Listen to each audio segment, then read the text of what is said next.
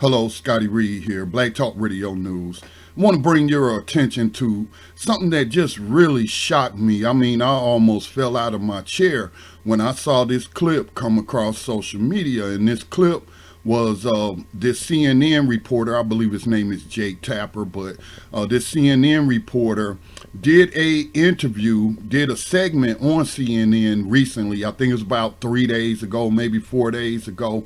And Jake Tapper shared portions of the interview he did with that psychopath Benjamin Netanyahu over there in Israel, and talking about some of the right-wing extremists that are in his coalition government.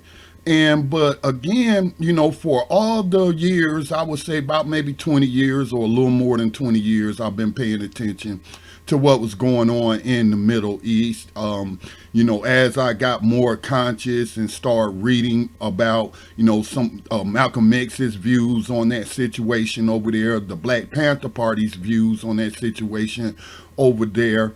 And I even actually saw a clip today of Jimmy Carter. Jimmy Carter talking about AIPAC's influence in media and in Congress, and how that prevents, Americans for seeing these human rights violations for what they are, but back during Jimmy Carter's day, we didn't have alternative media. We didn't have independent media. We didn't have platforms where we can share, this information and our views and opinions on that situation or any situation in the world. And of course, they try to get us censored. They do everything they can to suppress the information.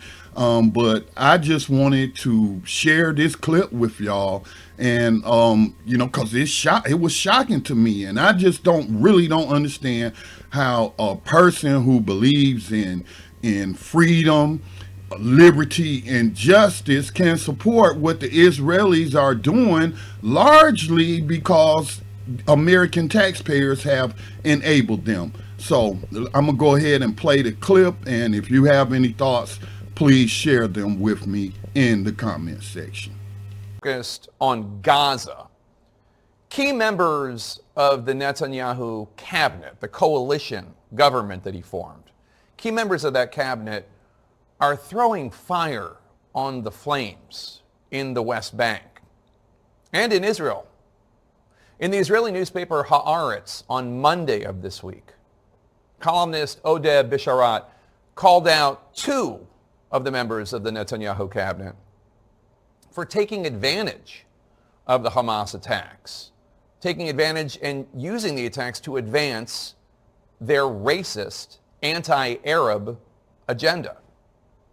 Let's start in the West Bank, as Sanders suggested we should, with Israeli Finance Minister Bezalel Smotrich. Smotrich is a hateful anti-Arab bigot.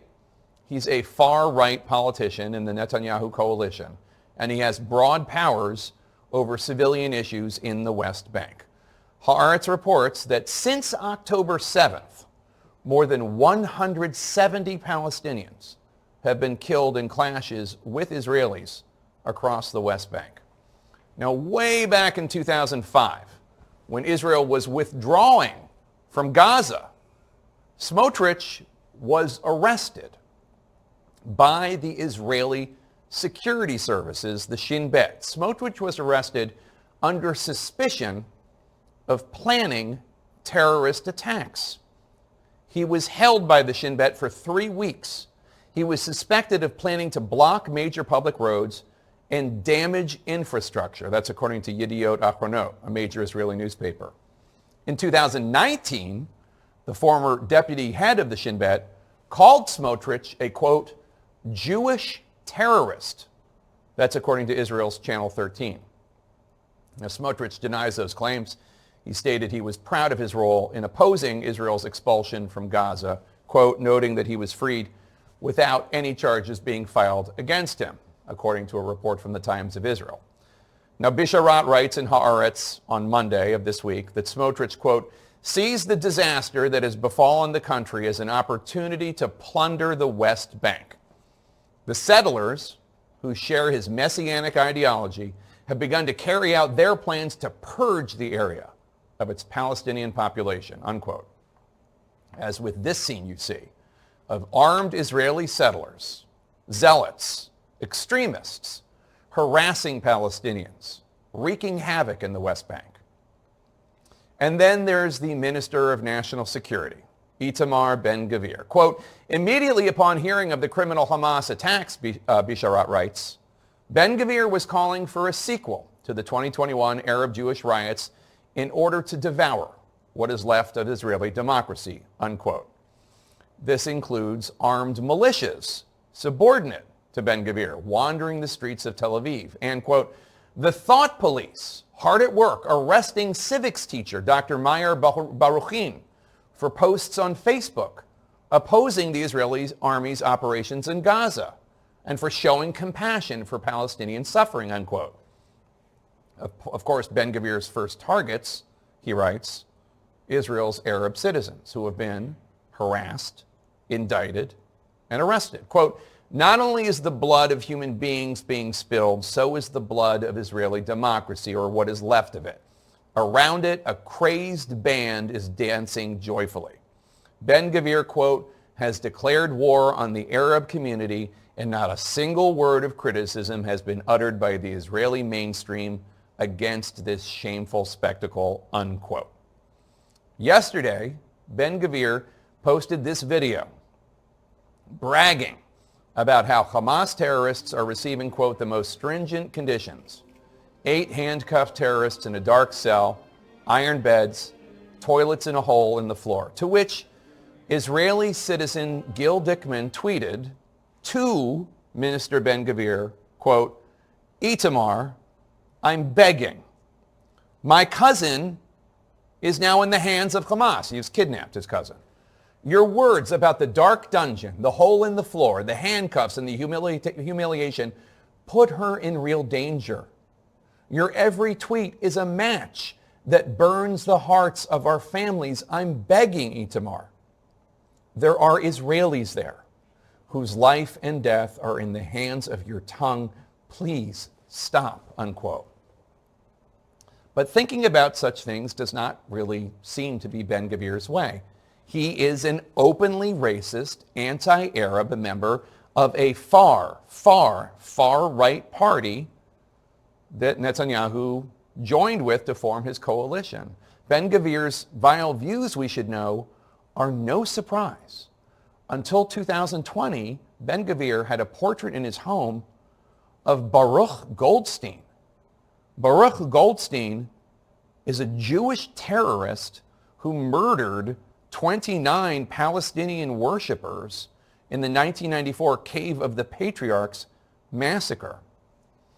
In 2015, Ben-Gvir attended a notorious, quote, wedding of hate in the West Bank. At this wedding of hate, the murder of Palestinians was celebrated, including the murder of a Palestinian infant. It's sick.